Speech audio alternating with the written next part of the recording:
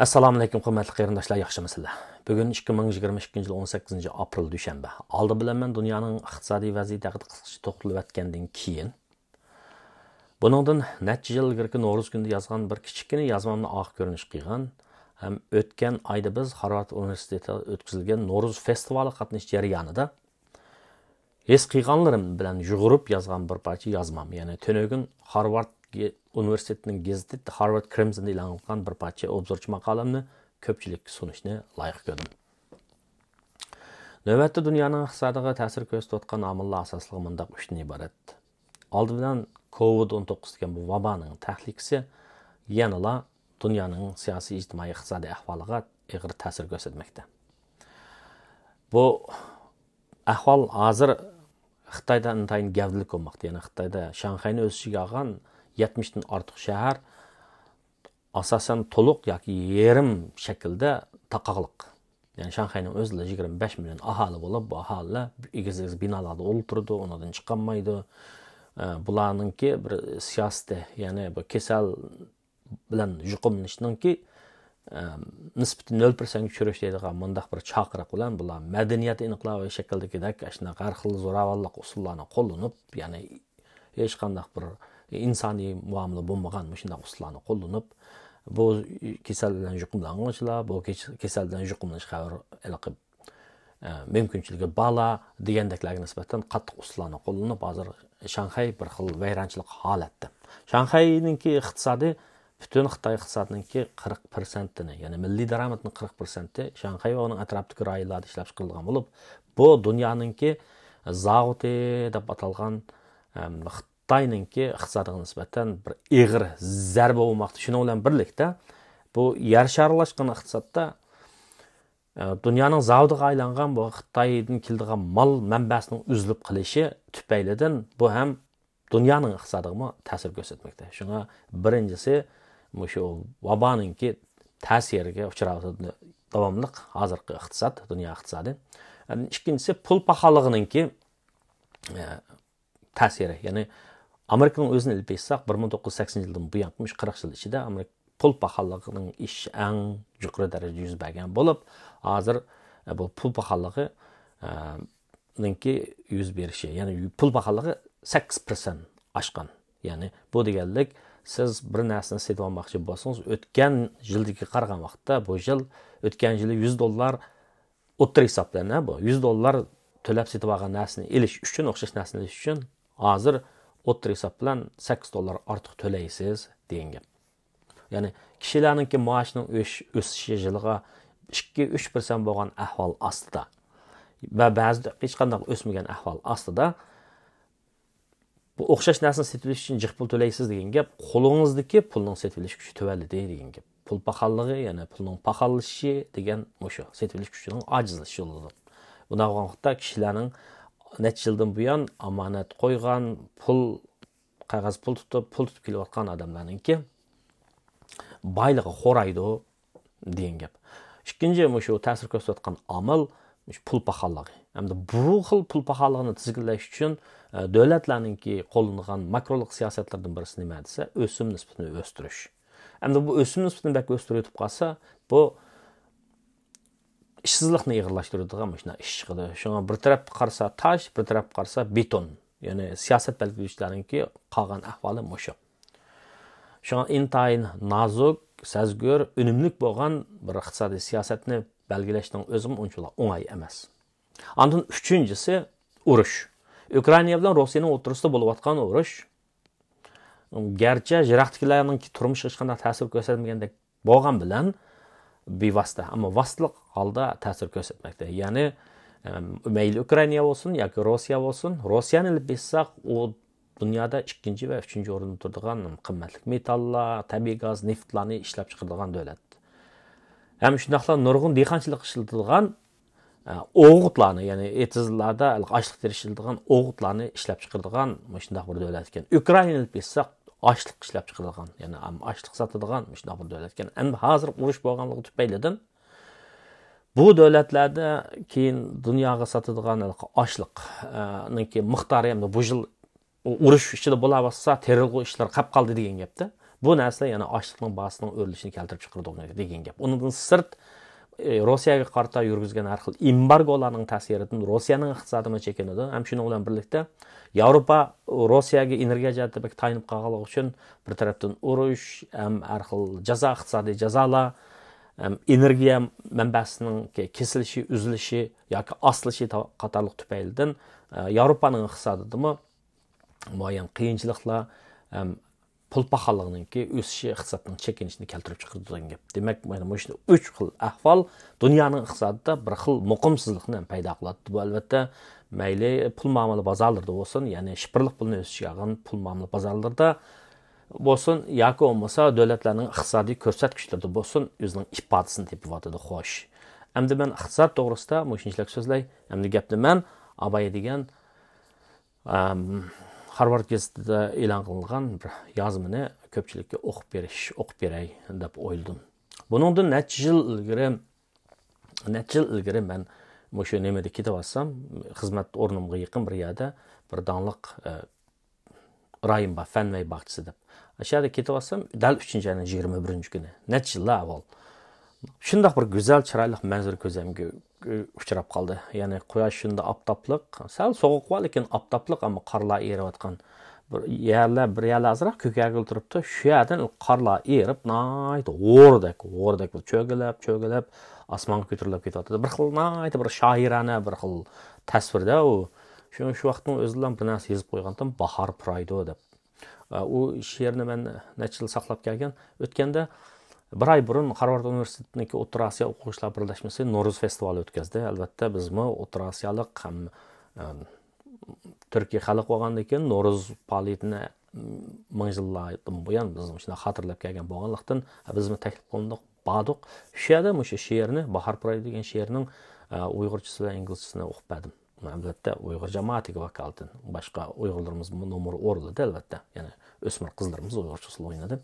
Nayt bir xil rahat, yaxshi kayfiyatda o'tkazdik. Shu vaqtning o'zida ham darhol o'ylab keldik Allamga. O'zim Harvard saynasdiman, ammo ko'nglim vatanda deganga o'xshash. Shuning bilan men bularni yug'urib bir yozmani yozib Harvard universitetining gazetiga sunsam, bular uni tunogin e'lon qilibdi. Unda bo'lsa men shuni ko'pchilikka, shuning tarjimasini men Abay tarjima qilib chiqdim. Ko'pchilikka o'qib beray, anadan keyin oxirida yana bu qanday she'r o'qiydi bu odamni she'r yoza olamdi deb qolgan bo'lishi mumkin. Men shoir emas, lekin havaskor. Havaskor sifatida o'y fikr eslarimni men xotirlab qo'yaman. Sabab mening yurtdan chiqib ketganimga, vatandan chiqib ketganimga uzun yillar bo'ldi. Bu tilni yozish orqali, uyg'urcha fikr qilish orqali, xotirlash orqali men buyruqliq so'ygimni davomli yalqin jutib turishni o'ylayman. Shuning uchun Harvarddagi Noro'z xo'shalliq va umidga to'lgan kun. Bundan necha yil muqaddam aptopliq ham yiqishliq bo'lgan 21-mart tushdan keyin edi. Illayotgan havo qorlarni eritishga boshlagan bo'lib, u bahorning yetib kelganligidan ishorat berishga boshlagan edi.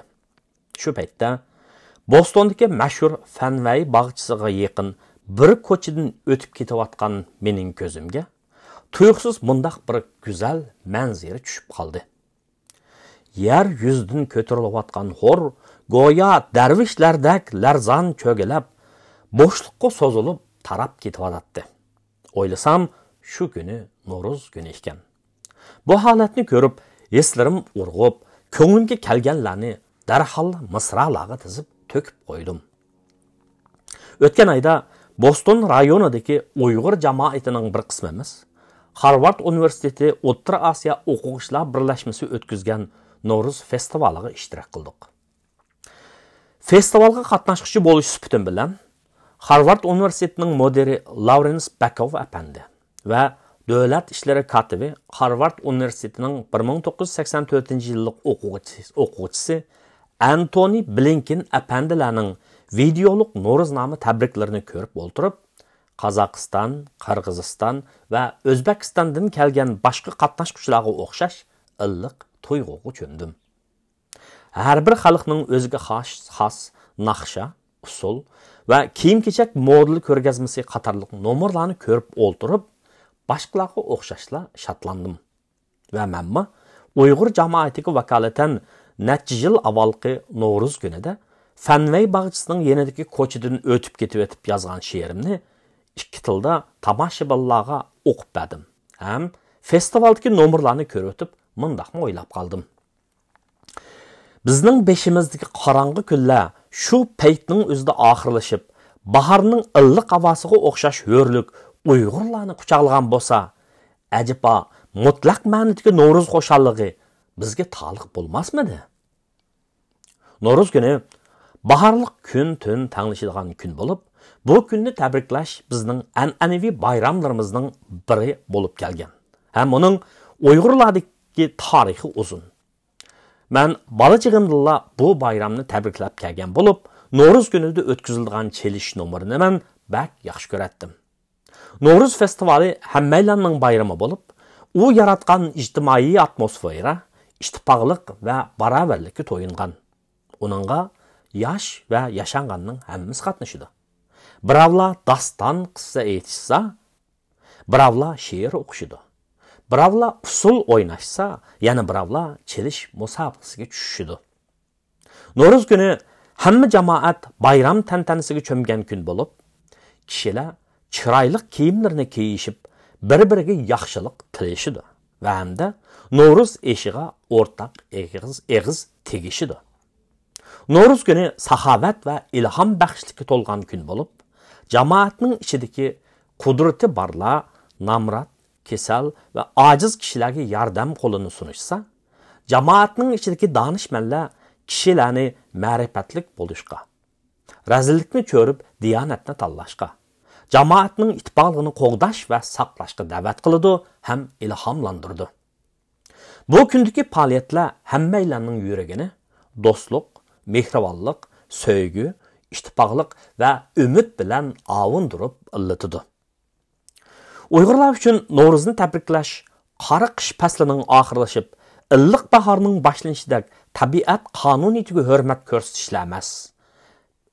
Balki yana muhimi, ularning vahshiy zulmatlik kunlarning oxirlashib, xotirjamlik to'lgan zamonning boshlanishiga bo'lgan yuksak talpinishidimi derak beradi. Amerikaning har qanday shtatida Uyg'ur jamoatli bo'ladi ekan, ular No'ruz bayramini tabriklaydi. Massachusetts shtatidagi Uyg'ur jamoatimi shularning biri bo'lib, Buyuk Boston rayonida yashayotgan 200 dak Uyg'urmi shularning jumlasidandir.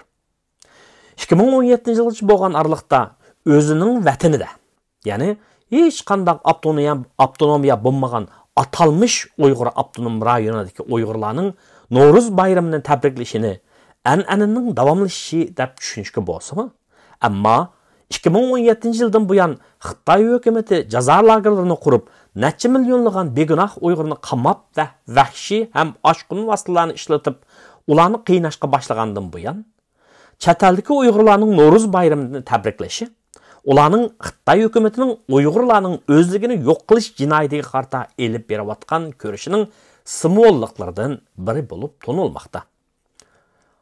Hala aradan 5 yil o'tdi. Gerçi Amerika, Angliya va eng yaqinda Fransiyadan iborat bir necha hukumat Xitoyning Uyg'urlarga qarta elib borgan ziyonkashligini irqiy qirg'inchilik deb jakalagan bo'lsa-mi, Xitoy o'zining jinoyatlik harakatidan keyiniga chekingani yo'q. 1 milliondan ortiq Uyg'ur ziyolisi, kasbiy xodimlar, diniy o'limalar va necha million avam Uyg'ur fuqarosi texchi jazo lagerdan qo'yib berilgani yo'q. Ularning ba'zilari lagerda o'lib ketishdi, nurg'unlari texchi g'oyib. Uyg'ur o'smirlar shu damning o'zidami nurg'un zulmlarni chekmoqda. Ularning ota-onalari o'z orzulariga xilof holda elib ketilib, intayin nachar sharoit ostida eg'ir amgakka silinmoqda. Xitoyning Uyg'urlarga qaratgan shum siyosati kapitalizmning eng eski shakli bo'lgan eksploatatsiya, kommunizmning eng vahshiy shakli bo'lgan davlat terrori va hamda Xitoyning oshqin millatchiligining eng paskana va jinoyatlik shakli bo'lgan majburiy assimilyatsiyadan bergan harom to'ralmadir. Bu siyosatning tub maqsadi Uyg'urlikni yo'qotishdir. Garchi Xitoyning davlat nomida elib berayotgan bu ko'lam va xarakterdagi ig'ir jinoyati allabirli dunyoning vijdonini silkish kerakligini bildirsimi? Ammo nurg'un davlatlarning bu jinoyatni ayblashning o'rniga ochiq holda Xitoy bilan bir maydonda turishi kishini afsuslantirdi va g'azablantirdi. Mavjudiyat tahlikasida qilayotganligimizni his qilayotgan Uyg'urlar shu topda biz uchun yaxshiroq kelajakka erisha olishimizga umid beradigan har bir fursatni chin tutishga tirishyapmiz. Mayli u qanchalik kichik bo'lsin. Muhojiratdagi Uyg'urlar qayg'uning ichidan xo'shallikni ilg'ab, umidsizlikning ichidan umidvorlikni tanlab, qayerda, qachonda zarracha imkoniyatli bo'ladi ekan, o'zligimizni saqlashga bo'lgan qat'iyligimiz va jasoratimizni namoyon qilishga tirishib yashayapmiz. Harvard universitetida o'tkazilgan Navro'z festivaliga qatnashishimizmi, ham ro'yimizni o'rg'atish, ham madaniyatimizni saqlashga bo'lgan kuchli irodamizni aks ettirishga tirishganligimizning jumlasidandir.